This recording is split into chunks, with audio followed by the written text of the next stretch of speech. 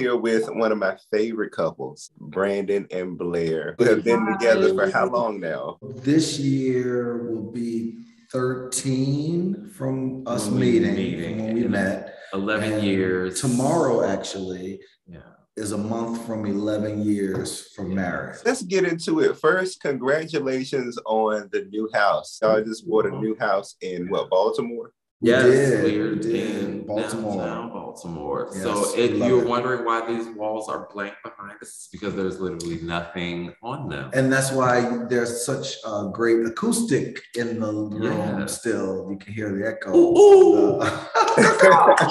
How did you two first meet, and how did y'all know that y'all wanted to be together? It was the internet street. BGC Live. We met on he jumped into my DM. I was just looking to smoke and chill.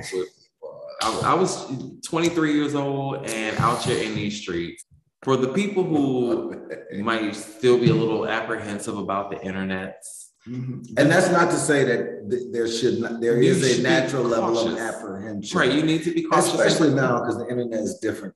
It's absolutely different than what it was 10, 12 years ago. Yes. As a Black queer man, we don't always have the kind of safety, or at least like the ability to walk up to somebody like in a grocery store. So the internet definitely provided a lot of Black queer people's safe space to be able to engage and find each other. Especially in a 2008, 2009 world.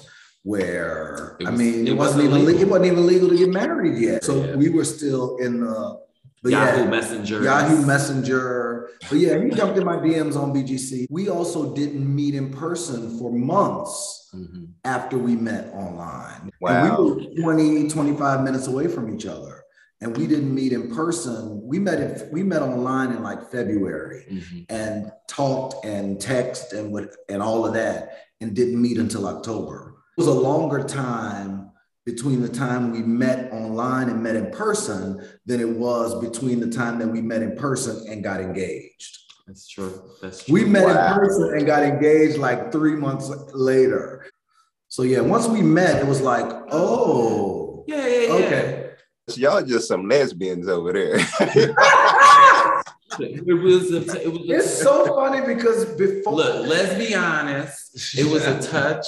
But we did have a good long engagement, right? So when we got engaged, we didn't get married for another like year and some change.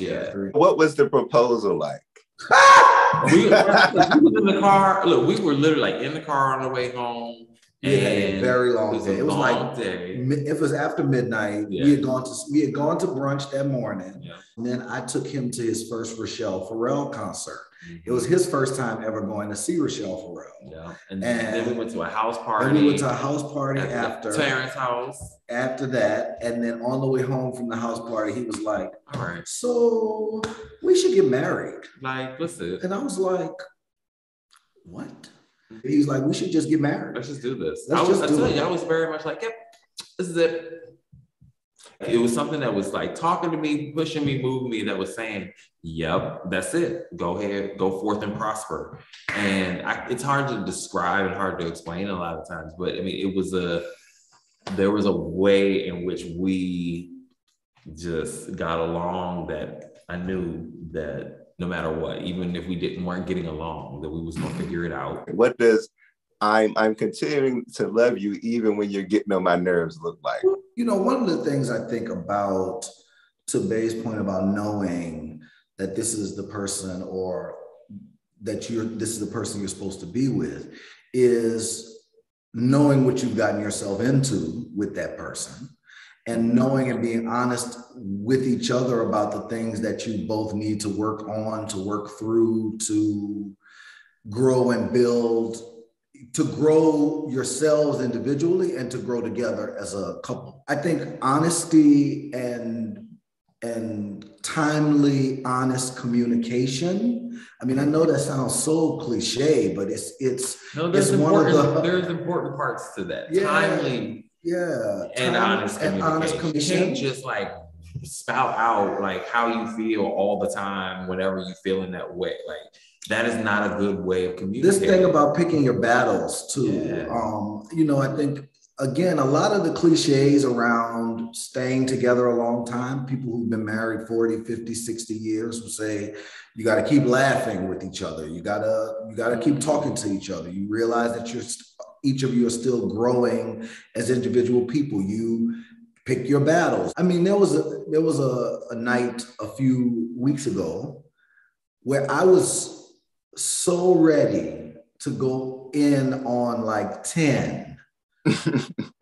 And when it was time for, we weren't together, we were in different cities. That's the other thing, us working together and traveling and all of those kinds of layers to our relationship make these things, add dynamics to these things, because we're not always together or and that kind of thing. And so, but by the time it was time for us to talk, I recognized if I decided to respond or to say what was all running through my head leading up to the conversation, not only what that was going to do for the rest of that night for us, what the morning was likely going to be like, if that would have happened at that time at the night. And I realized it really wasn't that important, that big a deal. It didn't matter enough for the impact that I know it would have likely had on both of us for the rest of that night and the next day. As a couple, what is one of the biggest challenges that you don't mind speaking about overcoming together? I'll let you. No, I think, one of the things that people have to recognize when they are joining their life with somebody else is that you are even if you have decided or recognized that you're supposed to come together, you are different people who have been raised different, who have different value systems, who think about things differently, and that different isn't always wrong. It's just different. My answer to that question is, and I recommend this to couples, is to learn each other's love language. Because the way that you communicate your love, and based on your own love languages, a lot of people communicate the love languages that they receive, right? That might not be your partner's love language. Figuring out what and how to communicate your love in a way that your partner both receives, understands, but also is what feeds them, and vice versa, I think is one of the most important and difficult things that we had to. And for example, so Bay is his primary love language is acts of service. Mm-hmm. And that for me is like fourth on the list. Mm-hmm. And he's a words of affirmation. And that for me is like fourth on the list. And so, because again, you love based on, you express love often based on the love language that you receive the most. Mm-hmm. You have to find that balance between what you naturally want to give to your partner and what it is that they need you to give to them. You made me think about my love language. My love language is getting choked.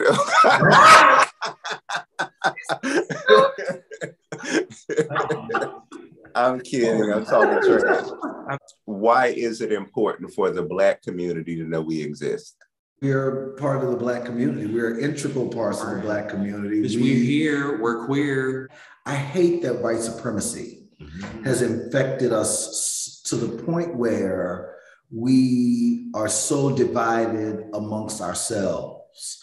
This idea that queerness is in some way the downfall of the Black family or the Black community, or when the antithesis of Black masculinity and all of these things that are dog whistles and smoke screens that keep us all from being free.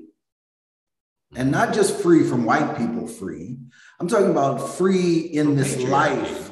Free from misogyny. Free from the notion that anything that we do in love is wrong, right? But like it's a terrible way to think about life. I'm talking about freedom from the absence of real community, right? We talk about, we as Black people talk about the Black community. We talk about the cookout. We talk about, we need to have a very stern conversation with each other before we have, even outside of the conversation that we have with each other about white folks. We're still a very segregated society in this country.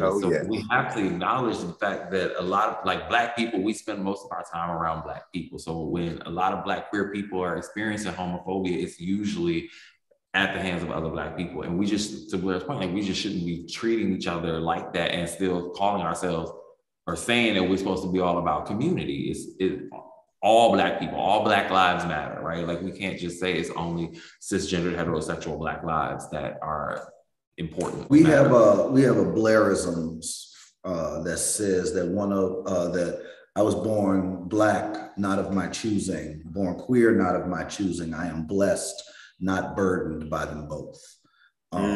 So that's how I see Blackness, as something that is a blessing to my life, a blessing to my identity and my existence. But I will not be forced to separate it or even have a conversation where we're trying to parse out my Blackness as much as I love it and who it is that I love in this life and what that part of my life means for my identity. We are whole people, and I shouldn't have to pick apart who it is that I am in order to satisfy what other people's comfort or expectation, or how we've all been taught to think about identity. We need to all be rethinking and reimagining how we think about our identities from the inside out, because white supremacy has taught us to fragment ourselves and to look at ourselves as fragmented. What advice would you give to Black gay men who are looking for love? They're trying to make their relationships work, have reservations about love. When it comes down to love, if there was a Blairisms or a Blair and Brandonisms about Black gay men in love, what would it be? Well, you were asking the question, the Maya Angelou quote came to my mind. Always have the courage to trust love one more time. And always one more time. I think there's a reality that I think a lot of people forget, that you can fall in love with someone and still have your heart broken. You still have to be able to move forward with the ability to give that same level of love out into the world without the expectation that you won't have your heart broken again, because that's just unrealistic. And when you carry that weight of the pain of the experience of having your heart broken with you into your next relationship, or even just carry it with you, period, it ends up impacting all of the relationships that you have. Continue to learn how to love yourself more, because the world has taught you to hate yourself, and continue to send you messages that teach you in ways that are conscious and subconscious to hate yourself. And that plays out in how you engage with other people as you are searching for love and companionship and relationship. There's a level of vulnerability that it takes in order to get to the place with somebody that you're looking back at 11 years of marriage. I mean, there is fear attached to, like Bay said, getting your heart broken, opening yourself up. That vulnerability comes with the possibility, but there is no way around it if you're going to get there.